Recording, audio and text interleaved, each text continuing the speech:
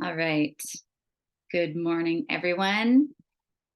My name is Amy Englemark, and today I'm teaching this class, Calmness Mastery, and I'll be focused on delivering you the best tools and strategies that I've developed over the last decade of helping leaders and in business as well as in healthcare be able to remain calm, decrease stress, increase joy, and be able to make a big impact without feeling exhausted, be able to have the influence that you want and rock the status quo and create a tidal wave of change without sacrificing your own health, without sacrificing your relationships and your joy, something I'm very passionate about. So I'll be sharing a few stories from my life as well as my clients' lives, as well as from my book, From Burnout to Bliss. And I'll also be covering why I got into this. I can't wait to get to the Q&A period already and hear your feedback. So please, as I'm sharing, I'm also inviting you to add comments, to add insights to the chat, to share what's coming up for you. It's a very engaging opportunity to test drive what it's like to partner with me. So use this time, the next 45 minutes to 60 minutes, as an opportunity to grow exponentially as a person and as a professional with my support. So that means that the more engaged you are, the more you're going to get out of this experience. And so I do my best to make these classes highly interactive so that through experiential learning, you can deepen what you would have learned, say, over a couple days or weeks into a 1 hour period. You can shorten that amount of time. So that sounds good. Let's hop in. The reason that I got into this line of work, into consulting, coaching, speaking, authoring, writing, was because I saw a lot of people struggling with stress and the effects of stress, and it really upset me. People who were near and dear to my heart, and I would see the impacts on their marriage or in their health, hitting walls, burning out, not able to be present with their kids, not able to have a personal life and really deep quality friendships. And then also starting to make mistakes at work and not being able to provide the service with efficiency and effectiveness and excellence like they wanted to. So whether I've worked with all sorts of people, healthcare leaders and senior level leader in healthcare, to doctors, to business owners, artists, to realtors, to men and women in tech, all sorts of different professions. And I started noticing that, in all honesty, I was facing some of these same issues. I was having a hard time staying calm. I was noticing anxiety in my body. Anyone else notice it in your neck or your stomach, or in how impatient you can get with your family sometimes, or how secluded you become because you're so caught up in your thought life? That was what I started noticing were some of my issues. And I wasn't setting any boundaries, and I wasn't speaking up, and I wasn't prioritizing my own self and my health and my happiness. And I got a reality check. My ego took a dose of humility, and I realized, hey, I'm in this work to access tools for myself. And I'm also doing this work so that I can see the world transformed in a really big way. I'm a visionary, and it's important for me to make a big impact. Anyone else feel that strongly about making a big impact with your life? Susan, Mohammed, yeah. I saw the smile, Susan. Yeah, Liz. So that's who I attract, is people who are They might call themselves, in private, world shakers, or people who would really like to break more rules that society says you can't do that. Yeah, Lenica, I think I saw your hand up there too. So that's how I got into this. And I started noticing there were some top reasons why people struggled to feel calm. So as I go through this list, I want to ask you to write some of these things on the list down if they're areas that are a challenge for you. Because when we pinpoint a problem or our biggest challenge, it's not that we're going to become overcome by that emotion, but it's really important to be able to say, hey, here's where my issue is, so that I can work on it and I can focus all of my positive energy on solving it. So what I noticed was some of the things that are out of our control and some of the things that are in our control that cause too much stress. Increased workload was one of them. So whether it was a physician or a business leader, sometimes the increased workload caused so much stress that it felt like there was nothing that my clients could do about it. Family health issues. Last year, I experienced some family health issues that really rocked my personal life and made it really challenging for me to be present, and really challenging for me to feel hopeful, because I felt like I was in the middle of a storm. My mom was going through heart failure, and it was super sad for me. And thankfully, she's recovering, but it's been a long road, and it was hard for me to balance everything. Ever been through a health scare yourself?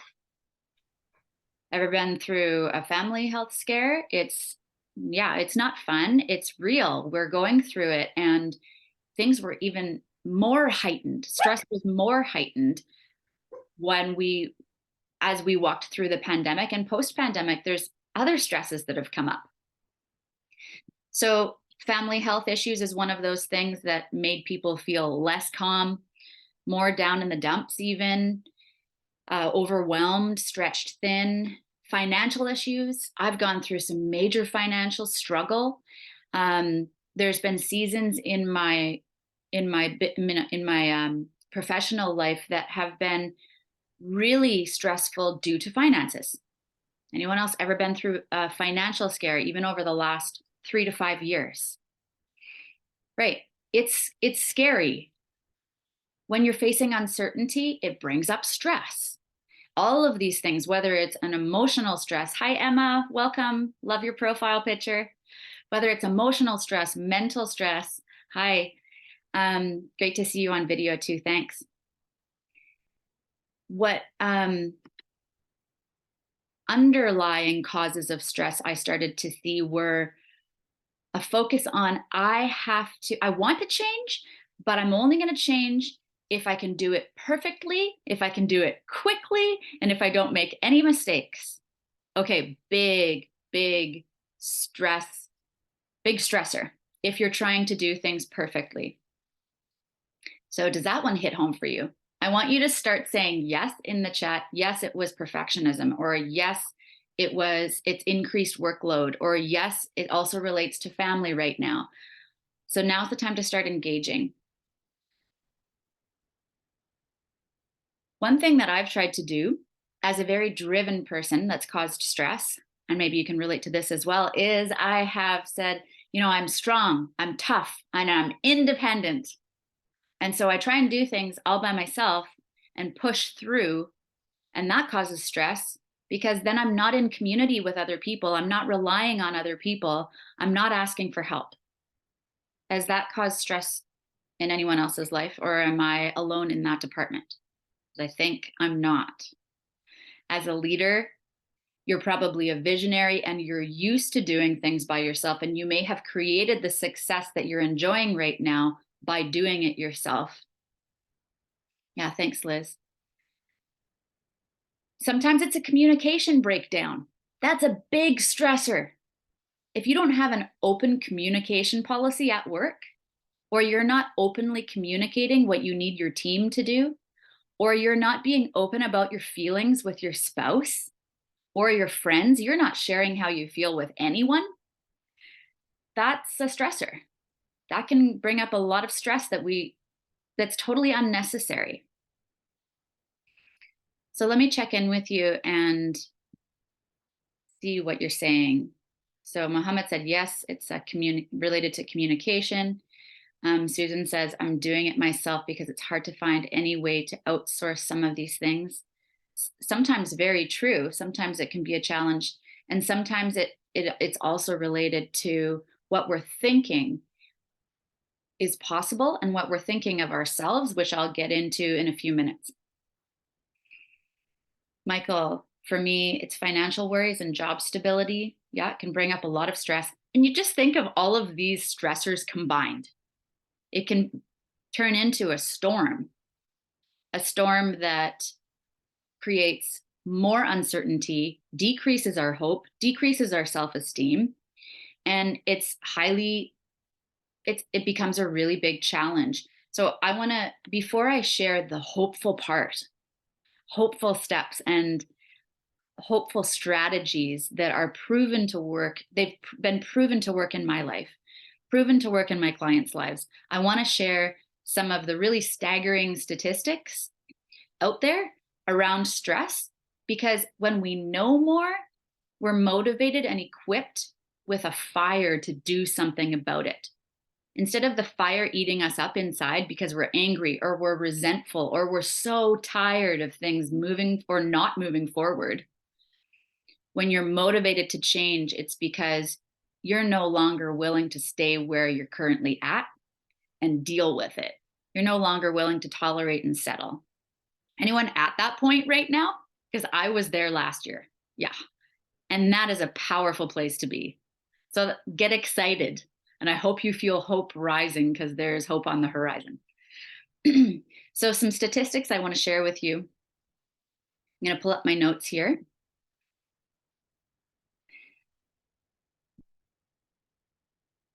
From different research that I've done, stress-related issues cost, this one's from an American study, cost corporate America $300 billion annually. That was a study done in 2005, but I looked at different studies over the last couple of weeks as I was preparing for you, and it's not far off. There's a big cost that either you're paying as an employer or your employer is paying due to burnout and mental health leave. So according to Statistics Canada, there was a report done in 2021, September 27th, 2021. And pulling up my screen here for you. 1 in 4 Canadians aged 18 or older, they screened positive for symptoms of depression, anxiety, PTSD, post-traumatic stress disorder. And that was in the spring of 2021. And of those, 94% of them said that they were negatively impacted by COVID. So our stress has actually gone up, and we have new stress now. We have new stress now because of all the change that we've been facing. And now we think we're on the other side of things, but now we have to deal with some of the things that maybe we were ignoring, which is not a proactive strategy. It actually prolongs stress. And within the healthcare community, burnout is totally on the rise, and it was made worse by the pandemic. Surgeries weren't able to happen. They were prolonged. People's expectations of doctors rose. People became impatient with their doctors. So doctors were dealing with that emotional stress. Maybe your clients or your customers, the people who depend on you, became a bit more impatient with you, and yet your capacity was lower because of the stress that you were dealing with or not dealing with. So one more. I found this really interesting. There was a burnout is actually considered, it's classified as a disease now, according to the World Health Organization.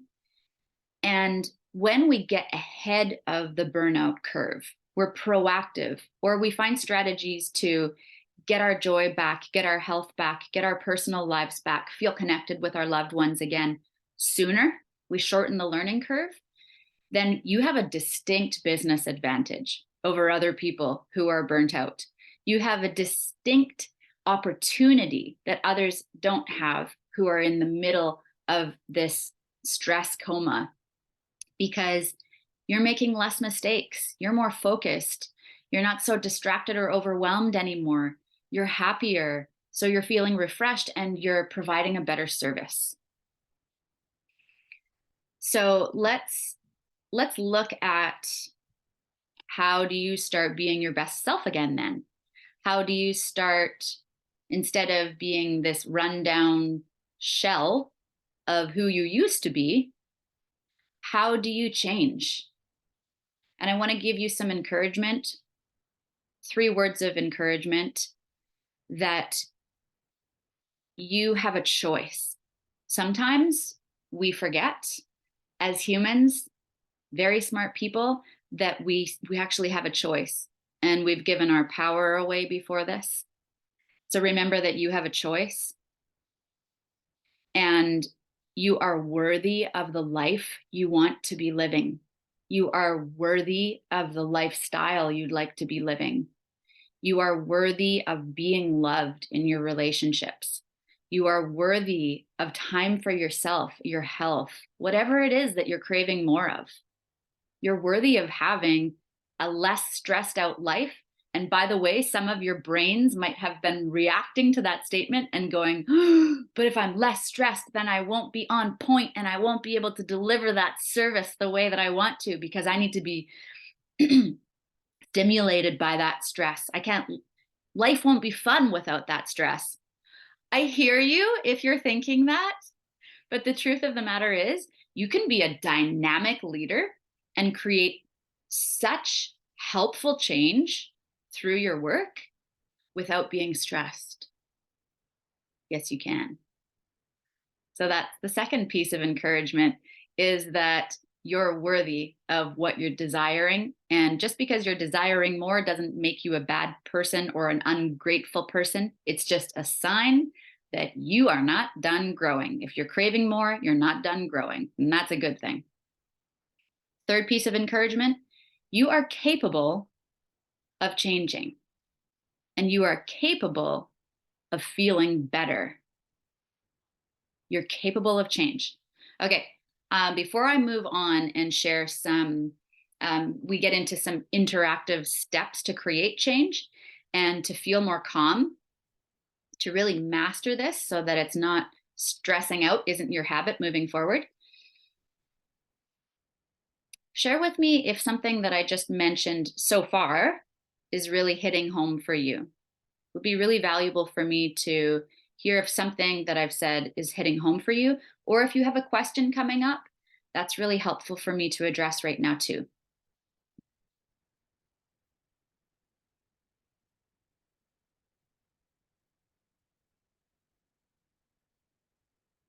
Okay.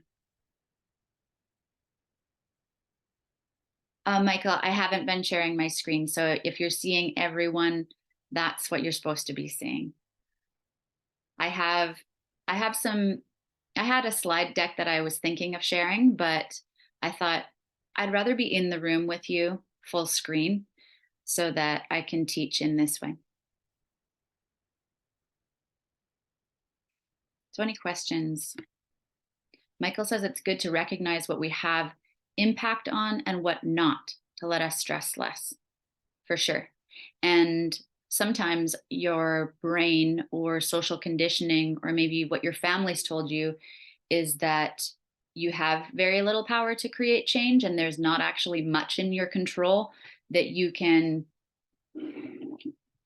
change yourself, that you have impact over, which is a lie. There's a lot that's in your control that will help you create the life that you want. Susan says, Kelly McGonigal, what a name, I love it, writes about the upside of stress. Can you comment on how stress serves us? For sure, Susan. So obviously there's good stress and bad stress, and stress is normal. And it helps to motivate us. It helps to keep us on our toes. It helps to keep us focused and alert. But we can tell when stress is getting the best of us if we're consumed by it and we can't break free from, say, negative thoughts, or we can't break free from overwhelm, or we're focusing on the problem all the time instead of the solution. Then stress has mastered us instead of us mastering stress, instead of us taking control of stress and using it to our advantage. We can either be the master of it or the servant of stress.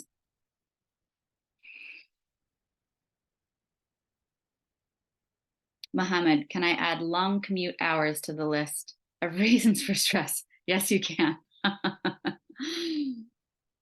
You're welcome, Susan. Anything can be used to our advantage or can become the master of us, and then we become powerless, right? Our thoughts, even people we're in relationship with, we don't want to become the master of them, but we need to be the master of ourselves so that we show up. We show up with self-respect, we show up valuing ourselves, and then other people respond in like. Lonica, stress can result in a charge of adrenaline, but constant fight or flight is very hard on your body. It sure is. What's interesting, anyone else have a comment on this before I move into the proactive steps? I've noticed over the last 3 years, maybe even more, 4 years, how I never noticed how stress was impacting my body. And I really don't think that it was noticeable to me before, or that it was even happening. I started getting my first, I would say, really, really light panic attacks. And I didn't know what they were. And then a family member of mine said, yeah, Amy, that's anxiety. And I brushed it off. I was like, not me, not anxiety. I'm peaceful. Because that's been the norm of how I operate is with a lot of peace all my life. It's just a gift that I have. And I'm so thankful for it. So when I started noticing anxiety in my body, whether it would be tightness in my chest or tightness like an upset stomach or,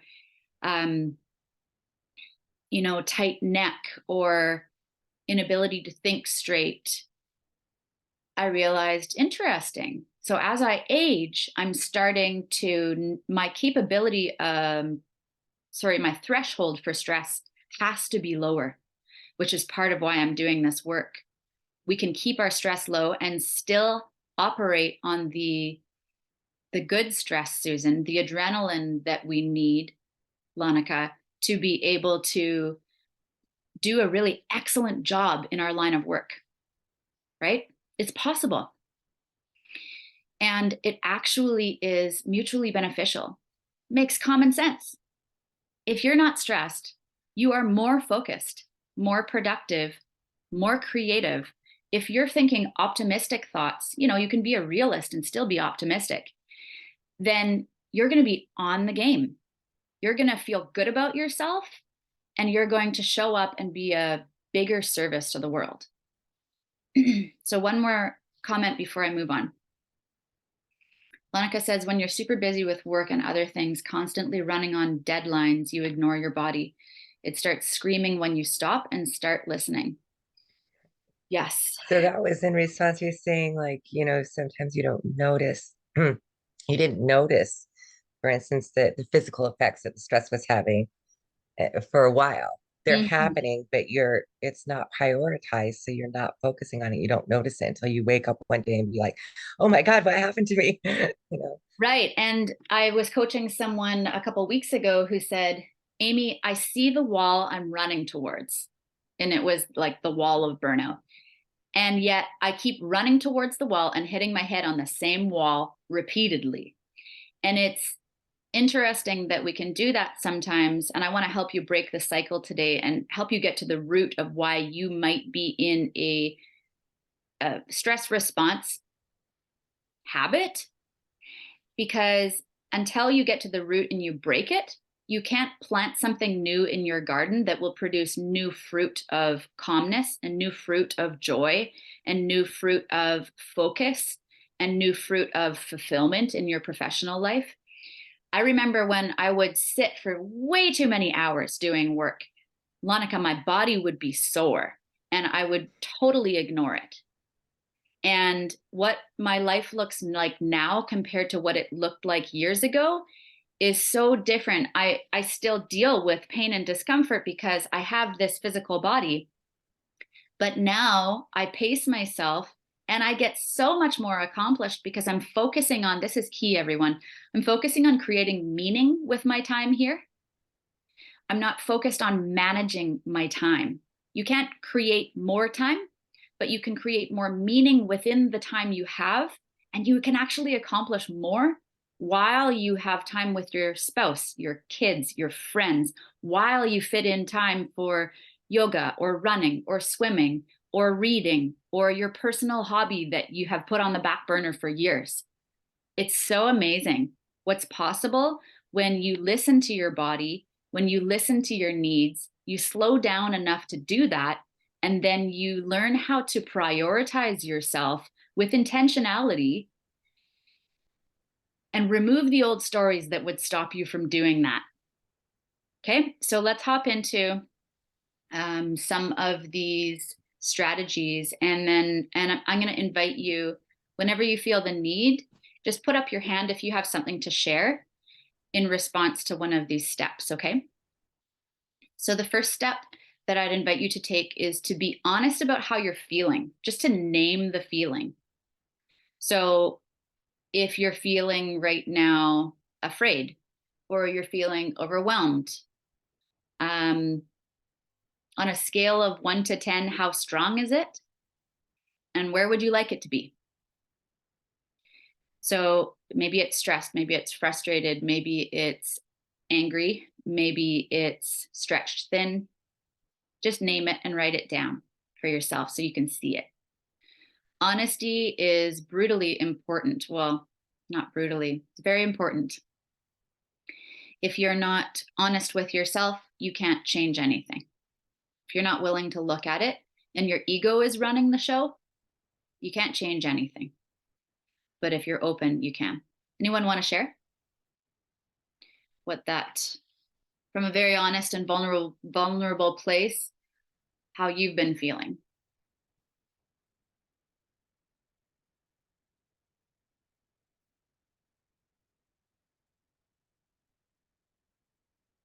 And you can unmute or you can put it in the chat. No, it doesn't need to be negative thoughts. Emma. Right. So Lonica says tired. Yeah, name it to tame it. Totally, Liz. Flat. Yeah, and that's something that I found a lot in my research and my one-to-one work, or if I'm working with an audience teaching from the stage, is when we give too much, even if it's giving of our time or our knowledge to help others, it can be too much. Even giving of a good thing can be too much. Emma says, same with Monica, can't wait for them to go back to school. Mine just walked to school in front of my office here. They're Mine back. are back, but I'm not a napper. So it's like if I don't sleep at night, it's not like I can go, Yeah. be able to go back to sleep during the day. So dealing with some flatness, some exhaustion, some tiredness. Mohammed says exhausted due to a pretty tiring day at work. Yeah, thanks for joining us so late in the evening, Mohammed. So your emotions are giving you information, but we can't hear it unless we quiet ourselves down. And sometimes we don't quiet ourselves down because we, one, don't really want to hear what the problem is, because then we'd have to be honest with ourselves and do something about it. Two, we don't feel capable of change. Or three, we fear what won't get attended to when we're taking time for ourselves. So ask yourself,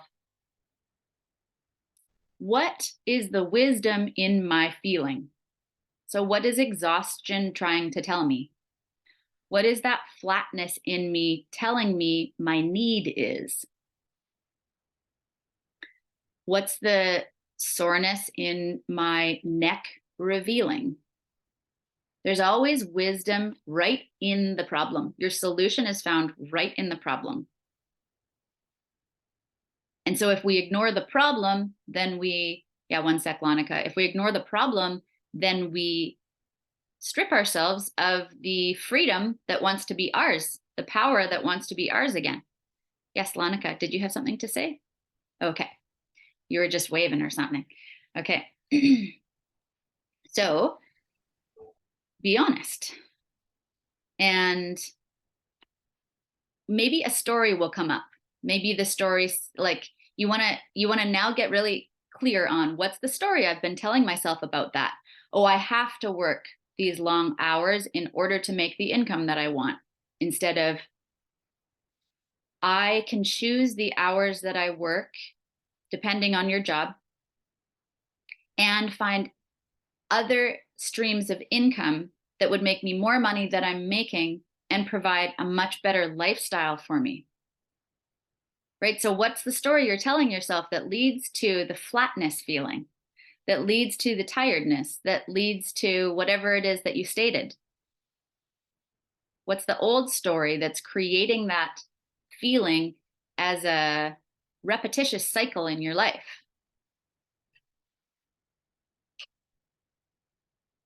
Because that story will replay and replay and replay like an old record, because you're not addressing it. So we're going to address it right now. So what's the story you've been telling yourself that makes you feel that way? I don't have time for myself. Other people need me. It's up to me to make other people happy. Feel free to unmute.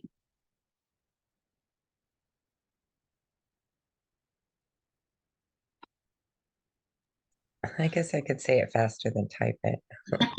I found a big one for me has been, it's always, I don't have time for that because it's a lack of priority, right? You're not making yourself and your own needs a priority.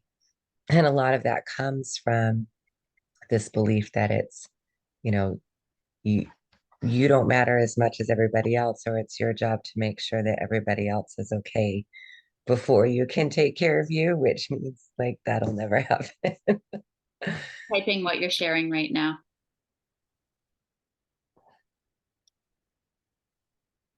Yeah.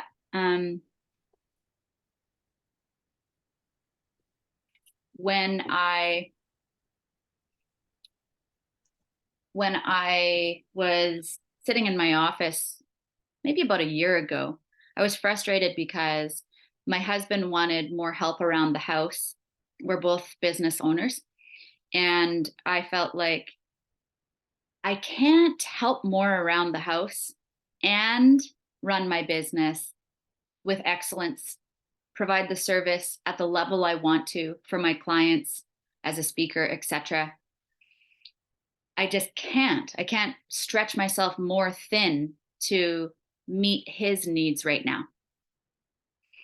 And then I caught myself, thankfully, because I apply the tools that I teach to my own life.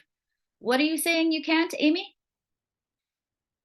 So as these old stories come up, if you catch yourself saying, I can't, it's more so a decision that you're saying it's not possible and I'm not willing to figure out, like I'm not capable and I'm not willing to figure out how. I don't have the capacity for it versus I can find it. So many other people have done harder things than this. And I'm willing because of the fruit it will produce in my life, his life, their lives. Muhammad, to quit your job, take a very long break and relax, then start fresh with something of your own. That sounds like your dream. Is that right, Muhammad? Mm-hmm. I love it. What we think we believe, and what we believe becomes actions, and the actions become habits. So we better be pretty aware of what we're putting in here, because input equals output. We're going to get into that in one of our next steps. So because of time, I'm going to share with you these next steps in short order and read from page 96 of my book for the next step. So the next step is to ask yourself, who do I need to be? So Muhammad, you could apply this to the dream. Who do I need to be now instead of what do I need to do? So to achieve that dream, to live that dream, who do I need to be? So this is all about changing your identity instead of trying to put a Band-Aid solution on your life and change the habits that are visible to you without changing what you think. Is like, it's so backwards, right? If I haven't dealt with the gouge in my leg and I try to keep bandaging it up, it's still there. And I'm not going to be able to maintain the new habits because I don't believe that it's possible for me. Or I don't believe that I'm healthy. Or I don't believe that I'm worthy. Or I don't believe that I deserve it. Or I don't believe that I'm successful. But I take all these successful habits, they're going to crumble unless you deal with the first things first, which is removing the old root, the old story, and planting the new root, watering it, and then it produces the new action. So who do I need to be? I'm going to read from page 96. This is Jordan's story. From an outsider's perspective, Jordan was a highly successful tech professional. From his limited perspective, Jordan felt unsuccessful. The story he believed in his mind was that he was less qualified than others. And by the way, he was so qualified and he was an expert in his field. He didn't feel like he fit in or was worthy or capable of handling new challenges. Unconsciously, he believed that successful people were they always have foresight and a concise plan of action. They learn new strategies quickly. They get it right the first time. They don't struggle. They rarely make mistakes, and on and on. Can you see why Jordan felt like a fake or like he didn't measure up? From an outsider's perspective, Jordan seemed brave and willing to take risks. And as his coach, I totally saw that in him. He longed to create a business he could step away from without losing money. What would others think of his decision, though? That's a big holdup. Even if they accepted him, he still didn't feel worthy of that good of a life. Wouldn't something bad wreck the good life after a while? Everything changed for Jordan when he started to see he was already successful. He realized that not knowing all the answers was normal and had nothing to do with his innate successfulness. You don't need to feel equipped to be capable. Just because you might not feel capable doesn't mean you aren't capable. So again, come from a place of peacefulness. I'm going to share with you my story really quickly. When I was in a dark place in my life, and there's been a number, but in the last recent years, I was in a dark place for months, and it was really uncomfortable. I would say painful. And I had to fight for my joy. I had to fight for my peacefulness. I had to fight for calmness. I had to fight to feel hope again. And it wasn't like my life was horrible, but in one area, it was horrible. In the other areas, I had some like beautiful relationships and beautiful things happening. I was going on adventures. My life probably looked pretty good. But in my heart, in my spirit, in my mind, I was going through an intense struggle. And that's part of why I'm showing up for you today, is because if I had looked at my circumstances and said to myself, see, it's always going to be this way in this area of my life. There will always be unhappiness in this area of my life. See, it's proven. It just keeps happening over and over. And I based my reality and truth on what I could see with my physical eyes. Then what happens is I keep getting that reality because that's what I'm telling my reticular activating system. And that part of our brain wants to prove to us and find facts for us that what we believe is true. But what's really true is the reality you tell yourself. seems so woo-woo and so airy-fairy. But there's so much research backing up that we are in control of our thought life. It's up to us to guard it. And what I started doing was through practices that I can share with you one-to-one. If you'd like to book, say, a 20 or 30-minute get to know you call, I'd be happy to share with you some of the processes I actually implemented to be able to take control of my emotions and act as my future self that I wanted to be, that would create that life that I wanted to live in the now. So before anything changed, I had to decide I was going to feel peaceful now. I was going to trust now. I was going to act confident and courageous now. I was going to be her now. And so part of that is taking, this isn't in my notes, but it feels pertinent to share, taking control of my language and my thoughts. So what I was saying out loud felt like a rusty wheel. I approve of who I'm becoming. Fill in the blank. You want to write that down for yourself. If you don't approve of who you're becoming, then you will never want to become him. You will never want to become her. So this is deeper mindset work that you and I could go into if you're looking to get support and you're looking to get a good kick in the pants and somebody who will help you overcome your excuses.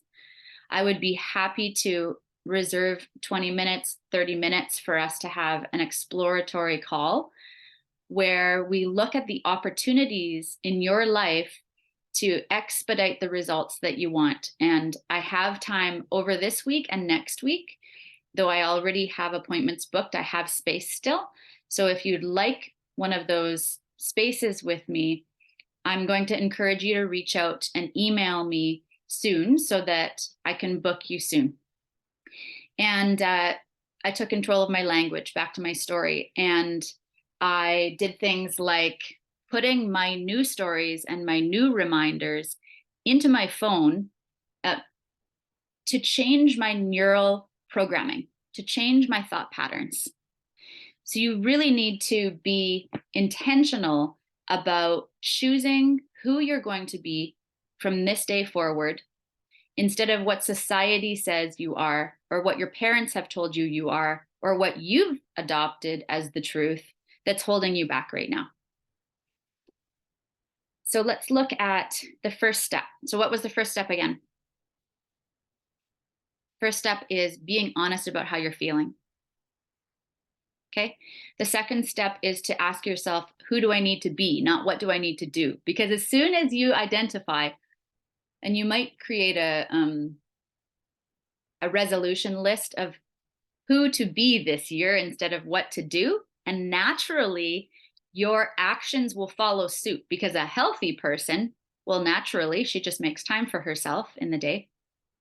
A healthy person will naturally, she sets boundaries so that she's not giving too much to others and not leaving enough for her own self, and in the end, disappointing a whole bunch of people. So a healthy person sets boundaries. Who do you want to be? Who do you need to be to get the results that you'd like? And then the third step is to break the rules. And I love this step personally, because we get so tired of following rules. We get so tired of living in the box. And so as I wrap up, I'm going to read one more story from my book. And I highly recommend, this is packed with strategies to help you feel calm, to help you step into your courage, to help you access health, happiness, and wealth at levels that you've never experienced them before. So please consider purchasing one of these books. It will really help. So page 75, chapter 14. This chapter is called Addicted to Busy. And it has everything to do with step 3, which is breaking the rules and prioritizing yourself. Okay. My client, James, was a family doctor and dad to 2 young and very active kids. He enjoyed a full life and thrived on being busy, being a driven, high-achieving man with a need for action. He would take other people's work shifts, do favors for friends and family, do all the activities, even if they exhausted him, because that's what good, strong people do, right? They say yes because they're capable. They say yes to a lot because it feels good to be needed and trusted with responsibility until it doesn't anymore. Ever hit that place where it feels good and then you're kind of done with it? Even with good friends, or even with your spouse, or even with colleagues, being the good, reliable person sometimes feels like you're in gold handcuffs and you can't get out. From my experience, hardworking people overcommit to activities that make them feel valuable and accomplished. Meanwhile, they also want to spend more time with people they love and activities that are equally important to them and that light them up.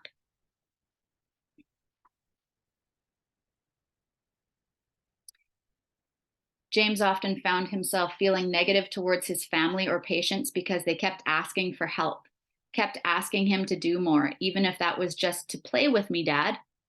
Why do they always ask me? He wondered. If I just say yes, get them off my back, I'll have time later for what I want to do. His resentment and blame towards others started to bubble. He figured others were the reason he was so busy. Maybe one day I'll have time to finish that creative project I started years ago. So what happens when we take on too much is we start to blame others. We start to get angry and resentful towards others when really we need to take control of our decisions. We need to change our identity, and we need to be honest with ourselves about what's really going on so we can focus on the solution and throw our energy on belief instead of on fear. So as we wrap up, just make a note to ask yourself soon, where am I giving too much, even if the things that I'm giving are good?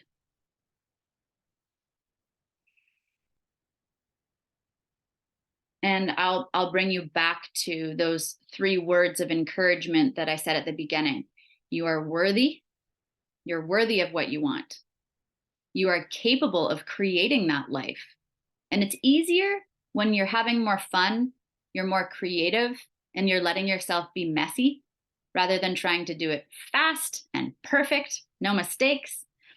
You're going to get more done and enjoy life more when you think through a new, refreshed lens and you think more highly of yourself in a healthy way. Not in a proud way, but in a healthy way. So you have a choice, you are worthy, and you're capable. So I'm going to open up to answer your questions and for you to share your valuable insight. And before I do, just 1 minute of info for you, because at the end of January, I'm launching an online self-paced study program. And it's based on the book.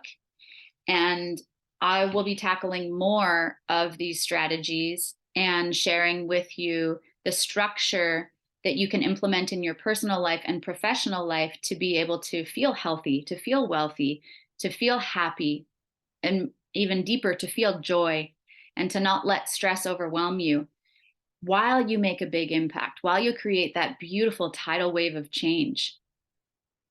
So if you'd like to be a part of that, it's going to be a 12-week program. And I have special pricing for those of you who attend my classes live. So if you want to book a call and find out about all the details, I'm happy to share everything with you. And you'll get that self-paced study program with video training, audio training, downloads, worksheets to keep forever. And then you'll get my live support on a weekly basis, or as many sessions as you want to show up for. They'll be recorded as well over a 12-week period. It's going to be a lot of fun. It's going to be powerful, and it will be life-changing. When people work with me, they get really beautiful, deep, lasting change in their lives. So let's open up. Thank you so much for attending, and I'd love to hear your feedback. and questions, and if there's something you'd like to learn more about, because I might just decide to put on another class for you. Amy, this is Susan. Hi, Susan. Here's a dilemma that comes up for me. When I wrote about my story, I said, my story that keeps me feeling flat is don't add one more thing to my plate. I'm in a space of trying to set some boundaries and do less. But I so miss the novelty, the variety, the fun that comes with new things. So how do I balance those? So it sounds like you're already stretched thin, already have too much on your plate. And then when you want to change, it feels like more work, even though it would lead to more creative fun. Is that right? It seems to not lead to more creative fun, to saying no to more of the outer things and say yes to more of the things for myself seems maybe it's just temporary to kind of flatten my experience. So I'm thinking this is a worthy experiment, and yet I'm tracking this to say, hey, maybe I need an injection of something new and more external just to lift my energy. Well, it's really interesting you used the word injection, because I was just about to. And this morning I was walking up the stairs, grabbing a coffee, getting ready for you all. And I thought, what they need is a joy injection. You know, when you're low on B vitamins and you've flatlined, I've never been there, but I know many people have. And, you know, it's very similar to burnout, right? We become flatlined and we don't feel even passionate about work that we used to feel passionate about. And we maybe feel like listless about, you know, why bother even making time for my own fun? I don't have the energy. And so that injection of joy, it might feel like work, or it might feel like what you're talking about, Susan, separating yourself from some of the things that seem to be feeding a need in your life but are just too much, so that you can get you back, you can get yourself back. I remember when I felt like I needed me back big time, like I'd lost a big part of who I was. And I don't know if that's where you're at, if you can relate to that, but I would encourage you to do exactly what you said and do an experiment and start small. I often say, be like an ant and just move one grain of sand, see how it goes. But usually, what I do with my clients is we work on a tangible, practical shift in your life. And at the same time, we track with one another to find out what's at the root of that belief, and what's at the root of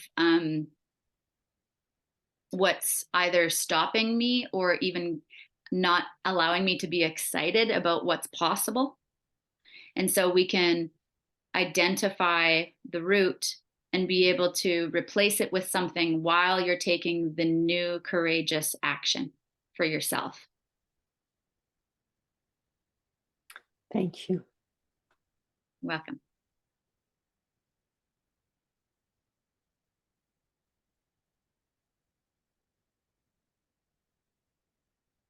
Anyone else want to share? I have to run, but thank you so much, Amy, and good luck, everyone. It was lovely meeting you. Thanks for showing up, Lonica, and we'll see you soon. All right. Take care. Okay. Bye-bye. Bye. Bye. I'd love to hear what was your greatest point of value, or maybe new insight, because with one new insight, you can make so much change happen for yourself.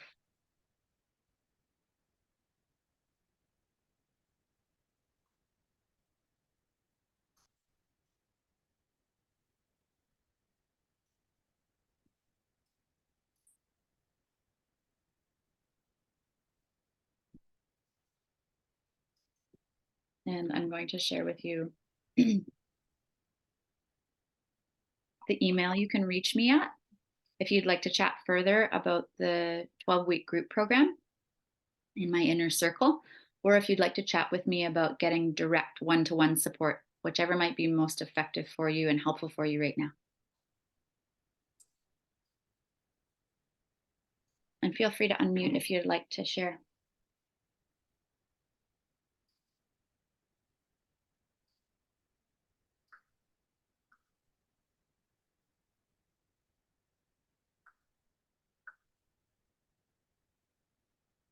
Okay, Nicole, thank you for coming. Really enjoyed having you in the room.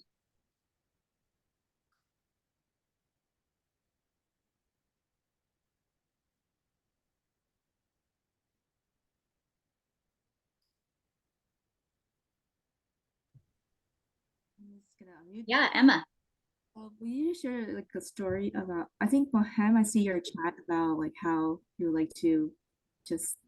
I just want to cheer on you. It's like I'm in the same journey now as just in a kind of weird break, that kind of self-discovery myself, and just to see what's next. And I don't know, just kind of want to share, just talking to people, networking, like attending Amy's sessions were all very helpful. And just want to say we're all there and to cheer on for you. That's all I want to say. Mm-hmm.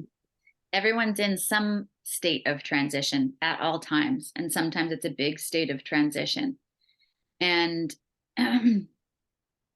remember how valuable it is to be able to have that space in transition, to be able to dream and get clear on what you want and not have other distractions in your life.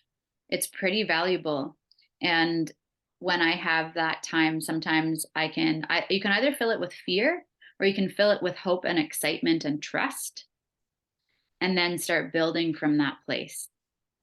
Because when you've got this foundation of hope and trust, you can access creativity to create the life that you want. So I think, okay. Liz, being the person who I want to become today resonates hugely. Actions follow thoughts, mood follows action, for sure. It's like a waterfall. And it starts at the top with identity and who we're choosing to be. And choosing to be her now, instead of thinking that all of these actions, these milestones, these typical goals we set for ourselves will finally lead us to being her, when you could be her now and then reap the benefits sooner. And you don't have to go through you can skip those steps. I have to wait for this until I can feel peaceful. I have to wait for that until I can feel excited. I have to wait for that until I can focus or be creative. I have to whatever. No, you don't. You can choose to adopt those personality traits now, which will help you speed up your progress and feel joyful and calm sooner and make a bigger impact, even make more money, change more lives sooner. Thanks for coming, Liz. Thanks for coming, Emma. Thanks, Susan.